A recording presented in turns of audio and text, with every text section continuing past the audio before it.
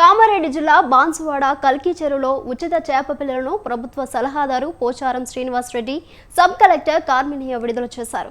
చేప పిల్లల సైజు చిన్నగా ఉండటంతో అధికారులపై పోచారం శ్రీనివాస్ రెడ్డి ఆగ్రహం వ్యక్తం చేశారు. రాష్ట్రంలో 26,000 చెరువులలో 82 కోట్ల చేప పిల్లలను విడుదల చేస్తున్నట్లు తెలిపారు. ఈ పథకం దేశంలో ఎక్కడా లేని విధంగా తెలంగాణలో 100కు 100% సబ్సిడీతో ఉచితంగా చేప పిల్లలను ప్రభుత్వం తరపున పంపిణీ చేస్తున్నట్లు చెప్పారు.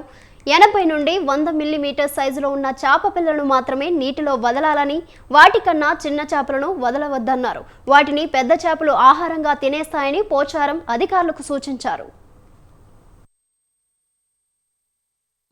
మత్స్య కార్మికుల యొక్క అభ్యున్నతి కోసం అధిక లాభాలతో మత్స్య కార్మికులు ముందుకు వెళ్లాలనే ఉద్దేశంతో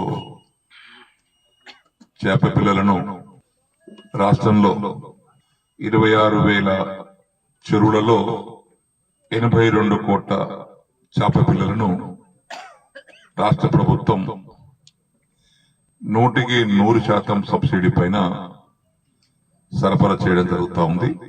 ఈ పథకము దేశంలో ఎక్కడ లేదు. 100కి 100% చేప పిల్లలను విత్తనాన్ని ఉచితంగా చెరువులలో వేయటం అనేది కేవలం తెలంగాణలో మాత్రమే ఉంది.